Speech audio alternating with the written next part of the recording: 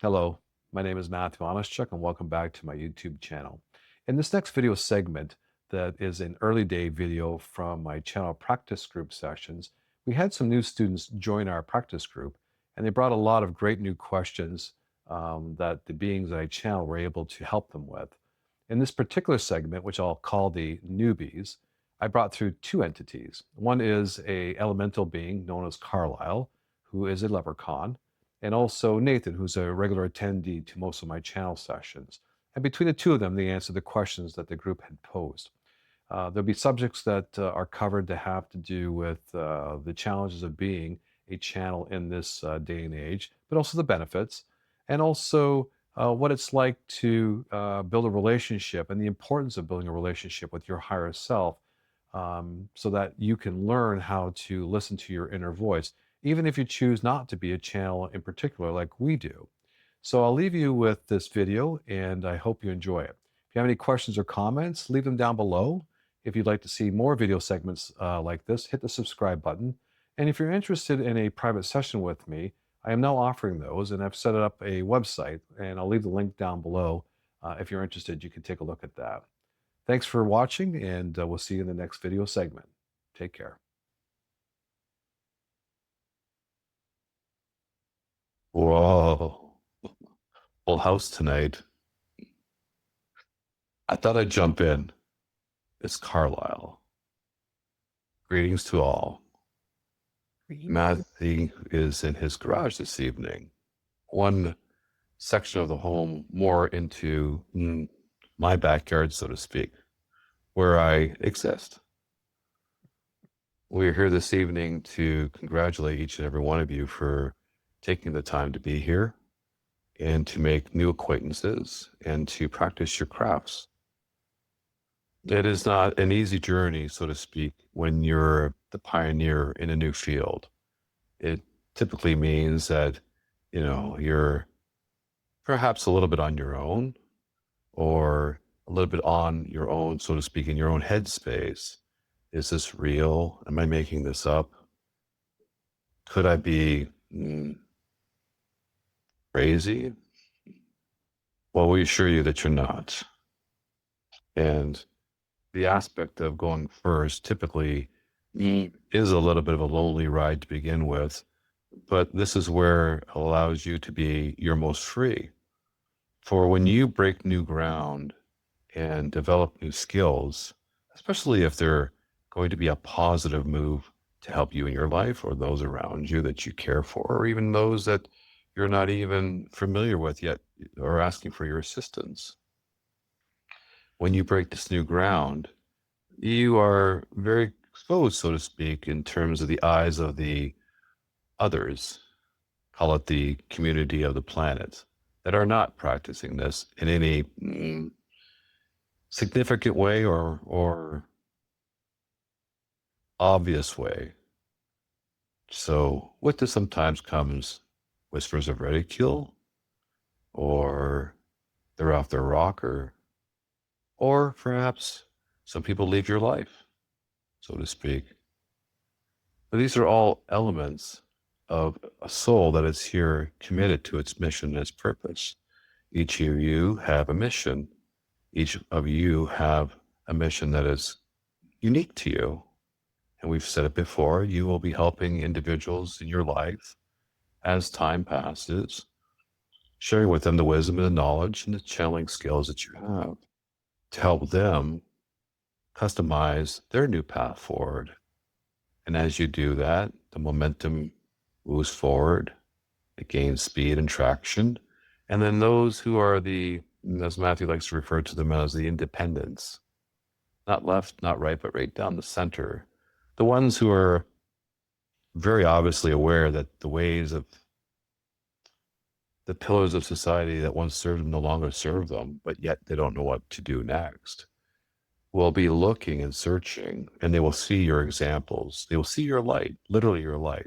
Whereas you heal your traumas, more of your physical life and more of your physical knowingness comes to the surface, and it's very visible to people. Maybe not perhaps as a halo around your head, but there'll be a je ne sais quoi that they look at you and go, Don't know what it is, but that's something I need to pay attention to.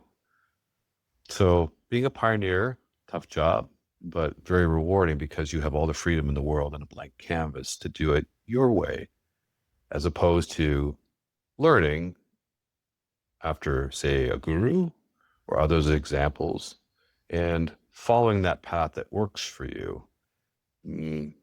We would say that you are the tip of the spear as opposed to the shaft of the spear. And this is where the real action is. So we've come through this evening to give you that little bit of a insightful pep talk and to know that you are here for a purpose. And that purpose is to remember who you are. Do you have any questions for us this evening?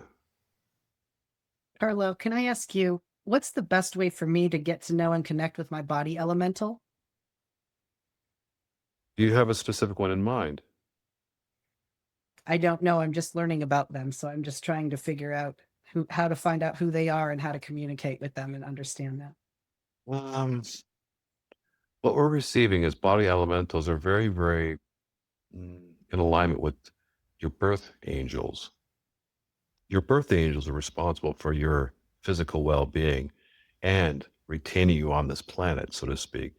So if ever you have had a near-death experience, not so much that you died, but let's just say you're traveling in your car and somebody cuts you off and a bunch of things happen and you completely get out of it unscathed and you can't figure out how that happened.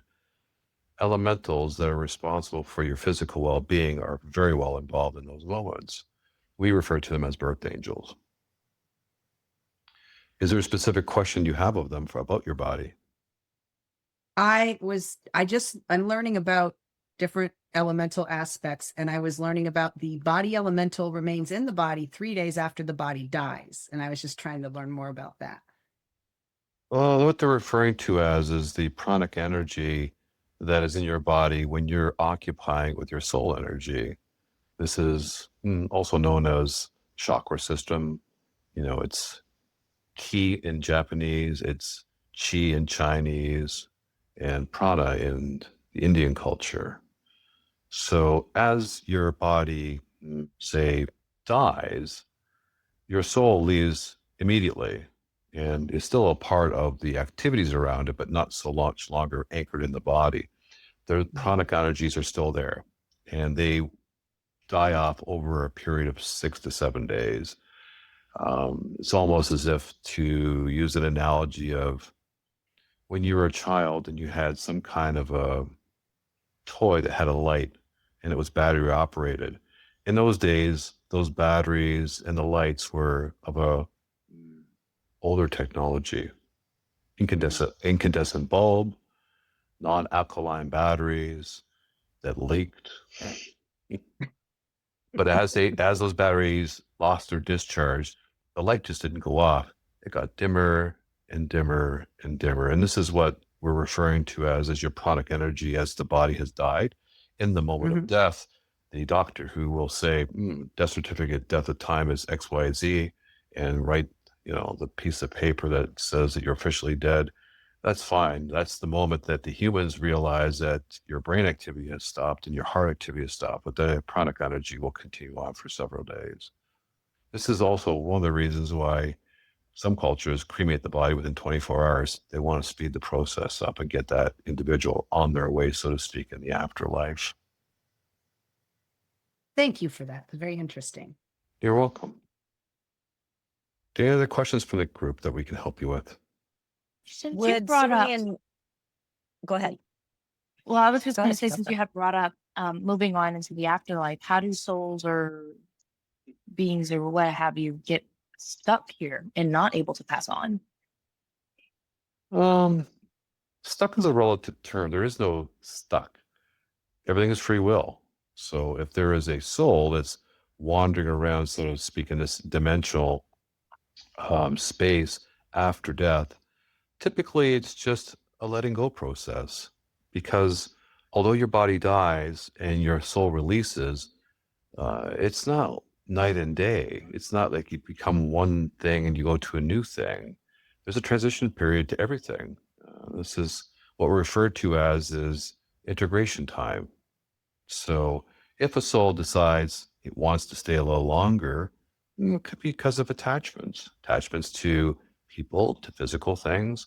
And although they're disembodied, there's still a learning process, and they get guidance and coaching from their guide teams that are there and their loved ones who passed before them to encourage them along. But also they recognize and honor free will, that they can't push them, they can't yank them into the light. They just have to come to their own conclusions. Can it take a couple of 100 years and end up in haunted houses? So, yeah, that's certainly something that does occur, but it's not norm. It's not the norm. This is a time and a period where souls transition as fast as they would like to, based on what their comfort level is.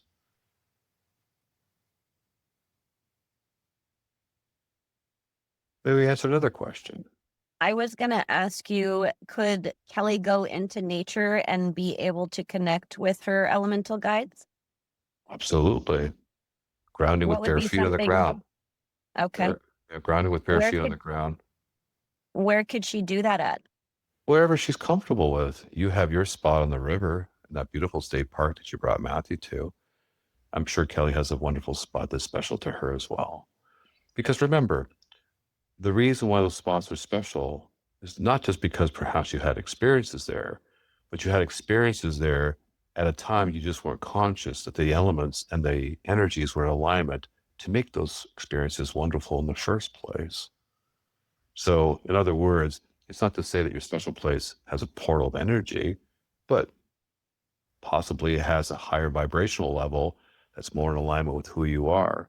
So if you're gravitating or you feel a pull to an area where you have been before, or perhaps never been before, but you've always wanted to try, you feel that excitement in you, that's your higher self saying that's the right place to go and do that. Because obviously the things that you are aware of and also the things you're unaware of are all in alignment to help you in the moment you spend there.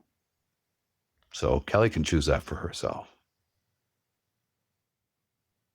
Thank you. You're quite welcome. We miss you too, Kelly, by the way.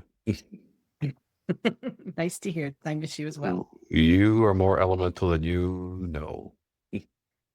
Well, I have a tree in the backyard where I'm at my brother's house where I'm at currently, and it's about 150 years old. And I try to go back there and sit with it. I just wasn't feeling any connection. So I was kind of wondering. Well, if you don't feel a connection, then that's okay. Then it just means that the vibratory nature of that particular tree is not in alignment with you. It's not bad or good, or different for that matter. It's just there's not a match. You know, it's not my tree.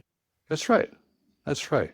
It's much like, in romance, if you're speed dating and you meet 10 people, if you're fortunate, maybe you feel there's a connection with one, maybe two, but you're not going to get all 10. It's just because everybody's at different levels in terms of their development and their aspirational dreams and where they want to go in life. So trees are no different. It's just that they don't get up and walk around like a human being. Very interesting. Never thought of it like that. Thank you. You're welcome. Are there other questions for the group we can be of assistance with?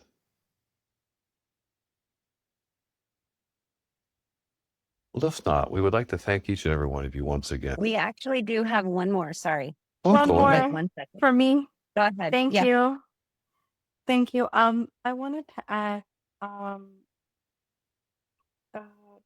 how were you able to discover the number of beings that you were able to channel? I channel, but I don't really know, like, hey, there's the main 5 or the main 3, or, that you really work with, or, sometimes they might change assignments and it might be somebody else because they're sort of a teacher as well to you in your path. So I was just very curious. Well, for starters, for those new and beginning with channeling, what we would say is this. Your first experience most definitely will be with your higher self. So this is a portion of your higher self in terms of the soul pattern. This is the soul of your essence that's here within this body that is completely connected, but disconnected from the actual act of forgetting, of living in this life. In other words, We come here and forget everything, because if you remembered everything, then the show would not be the show, so to speak. Lessons would not be able to be learned. It's the process of living through life and its experiences that help you to remember who you truly are and bring those elements up to the surface that creates self-confidence and self-worth and the ability to want to be helpful to others and empathize and all these different wonderful aspirations that come out. But typically that first connection is with your higher self, because your higher self has always been connected to you. So even for the atheist who doesn't believe in channeling or anything for the matter, just doesn't recognize consciously that the element of excitement and passion that drives them through their lives is the connection to the higher self. For when you feel excitement and passion towards anything, whether it be a career choice, where to live, who to who to be with, so to speak, both friendships and business relationships and romance, whatever the element be, it could also be what you're going to choose for dinner. When you feel the excitement, follow the excitement and make the choice of all the options of the one that has the most excitement, because that's your higher self speaking to you. That's the path to go down where our joy actually is. So even the atheist understands that analogy I just described. They just refuse to believe it comes from someplace higher. So your first connection will be with your higher self. Then after that, new beings will introduce themselves to you. And again, it comes down to vibratory level. It comes down to what you decide to be your mission that you wrote before you incarnated on this planet.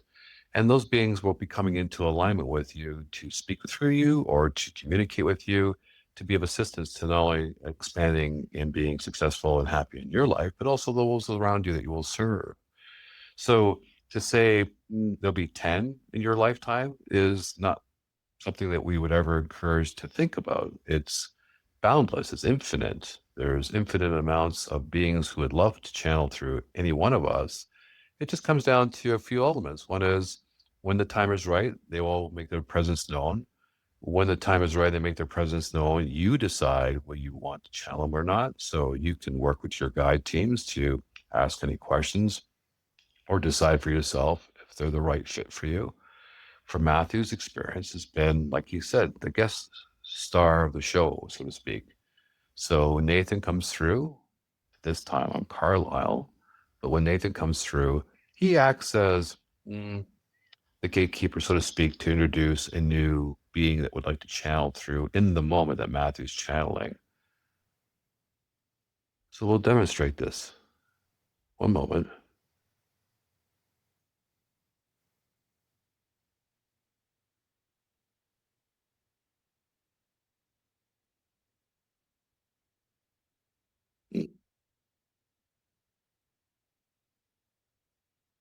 I'm Nathan, Matthew's higher self.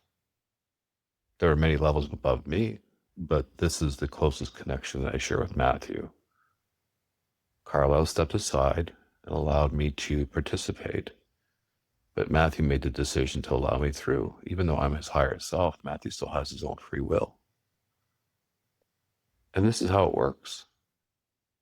You're able to toggle between elemental beings, celestial beings, angelic beings, even dearly departed loved ones as they want to come through. What you'll start to learn is that there'll be a bit of a change in the energy pattern.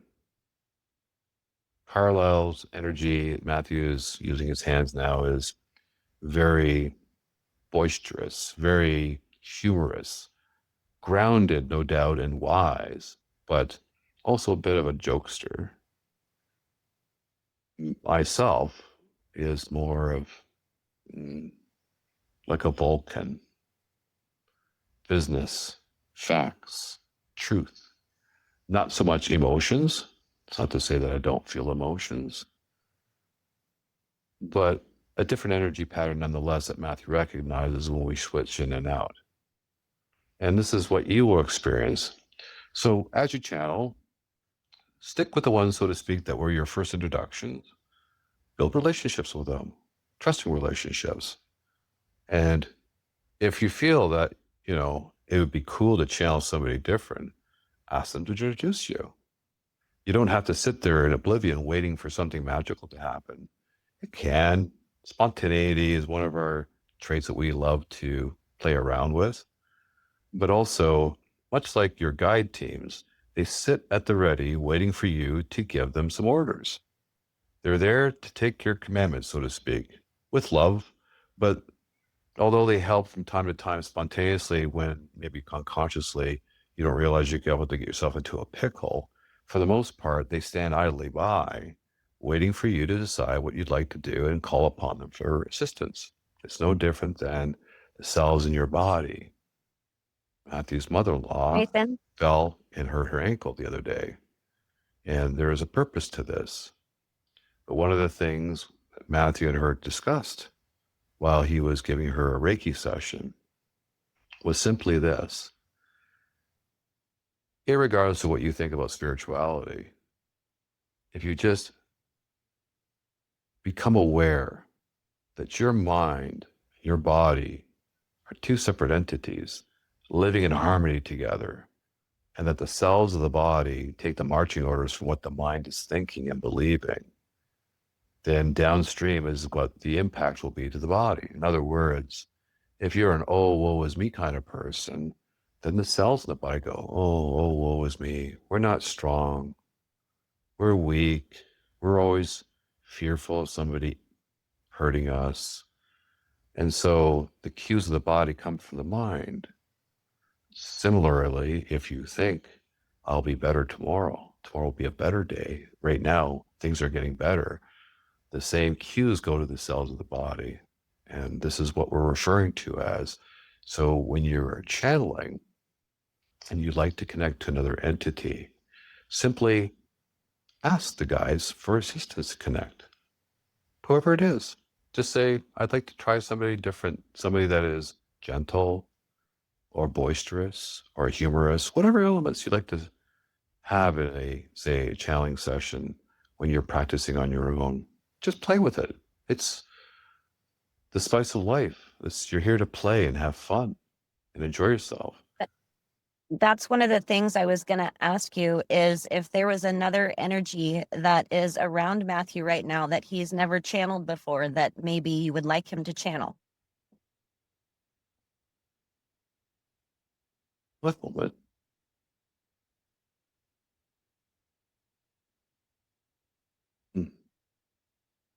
There is,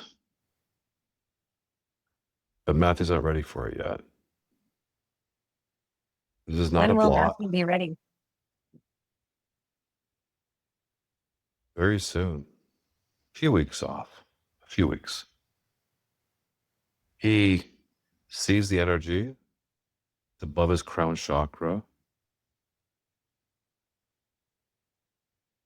but his biology is not ready for that level of vibration yet. We are working on it. He knows that we are working on it. His practitioner the other day that he had a session with was speaking of this in terms of the alignment of his body. So once that work is completed, which will be in short order, then this energy will be able to be invited in by Matthew and not blow his system apart. And Matthew knows exactly what he needs to do to make that happen. Well, he does, because he's doing it right now. He started his green Perfect. cleanse 2 days ago. So he is purging his body right now of all of the sticky material that would be non-beneficial for that type of event. So I had a But thank you. question. Please. So I found out recently that my main channeler, the one that I was first introduced to, is actually of a lower vibrational frequency than me.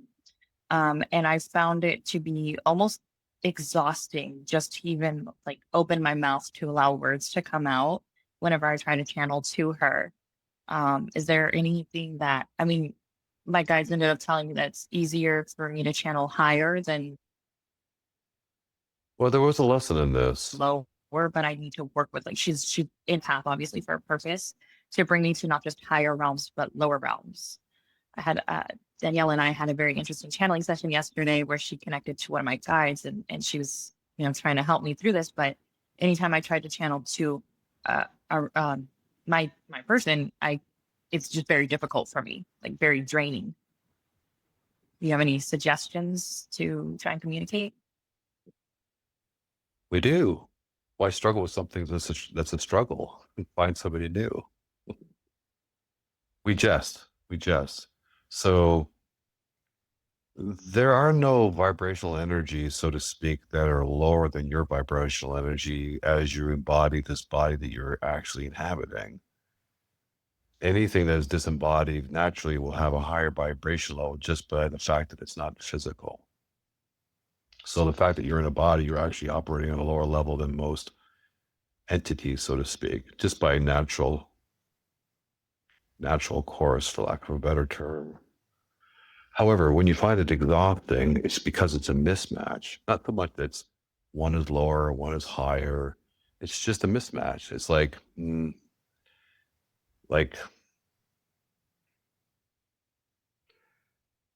you have a colleague at work. They're fun to be around. They're funny. They're laughter. But there's something in behind that laughter that drags you down. In other words, the projection of what you're getting is not the natural content of what you're experiencing. What you're experiencing is actually their true vibration. So when you have that disconnect, you're using a lot more of your physical energy, your emotional energy to keep the channel open, and that exhausts you. But also at the same time, we would ask you, do you say a prayer for protection before you channel? I mean, I don't have like a full prayer, but I do kind of do like a little, I guess, intention setting. And I I do QHHT, so I picture my pyramid of white light of protection and everything before opening any channels. So this is good because opening up with an intention to keep the purity of your space pure is very important. For there are, we wouldn't say negative, bad energies around you, but there are jokester energies around, or there's also energies that think they know more than they actually do. So again, when people cross over from this realm to the next realm, they take a lot of the elements with them. And one of those is, okay, I don't have a body anymore, but I've got experience and I got this energy thing. I can connect with somebody who's on the other side and help them out, and I'm going to watch me go. So they have free will to do that, but it doesn't mean just because they're on the other side, they have perfect wisdom, that they have perfect information, so to speak. For there are very many different realms where the skill sets are unique and they do differ based on many different types of aspects. Anyway, back to your choice. Have you worked with your guide team, specifically your gatekeeper, to discuss who you're going to allow through in a particular time that you channel?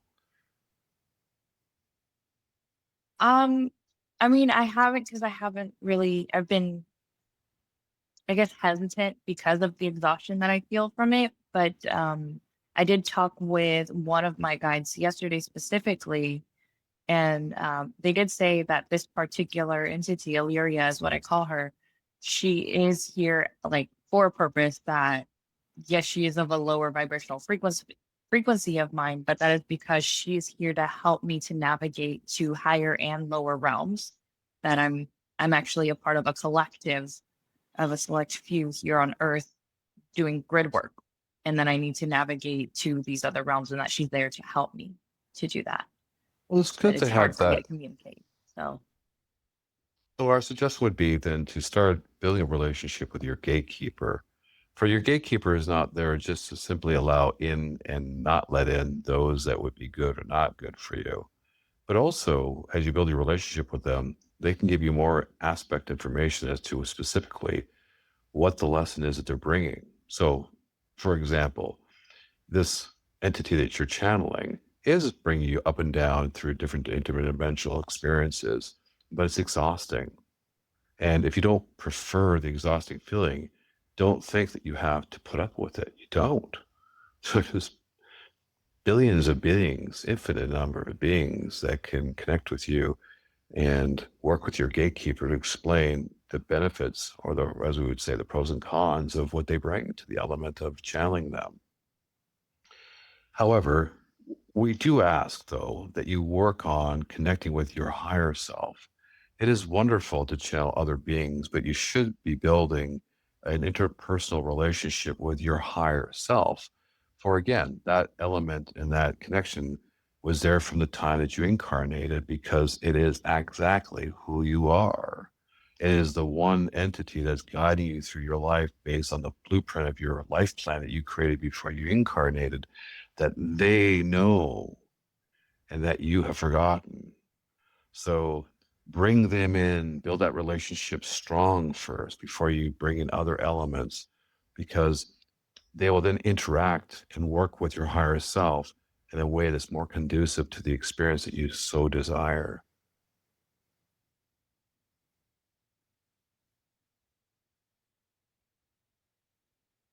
Thank you for that. You're welcome.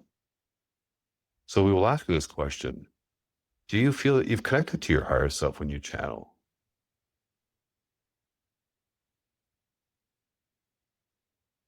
I haven't channeled often. I haven't had many opportunities that I've allowed myself to do, but I feel like I have in past like meditative states. Um, So I think here's this. so. So good. Well, we will tell you you have. You have even before you understood what channeling meant in your consciousness in terms of being aware. So just practice this tomorrow. Choose a meal tomorrow that is your favorite meal, whatever it may be. You don't have to share that with us this evening. And just as you decide that I'm going to, whether it be purchase the food and cook it yourself, or go to a nice restaurant where they cook your favorite meal, just sit for a moment when you think about what that meal is. For Matthew, it's king crab and steak, and more king crab than steak. That was him. If you place your hand upon your heart as you think about the meal, conceptualize it, you'll feel that emotion of passion and excitement. It may not be 10 out of 10 on the Richter scale, but you'll feel that element. And when you feel that emotion, that is your higher self. That is your higher self. It's saying, woohoo, this is going to be fun. Let's go do that. And that's how you start building that relationship with yourself. Is many people, as we said, even the atheists, recognize this directional pattern of emotion in their life that they follow. They just don't understand the mechanics and the history of it, so to speak. But because you're conscious of it now, and now you can practice it by doing what we've suggested, that will help you strengthen that connection. And then you can then try that again with something different. And if you just do that a few times over the course of the next week, you're automatically not only strengthening the connections already with your higher self, you're bringing more of that into your conscious mind of, oh, this is what it feels like. So that when you go to channel and desire to connect with them, that strengthening process makes that connection and that ability to communicate with them that much more quicker.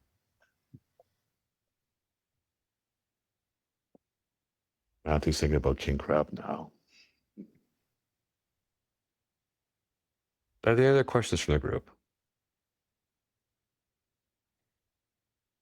Well, thank you very much for your time. We thank you for your commitment. As we've said before, we'll say it again, you are the troops on the ground, and we are the ones that are here supporting you. It is us that are in awe of you. It is us that are grateful for you, because as we said once before, and we'll say it again, you are in your shoes and we are in our shoes, because you are the most likely ones to volunteer and to succeed at your individual missions here on this planet, as all of us collectively work to bring the planet and all of its inhabitants for 3D into 5D, those that choose to through free will. And with this, we will leave you and thank you. And we tell you this, we love all of you. Good evening.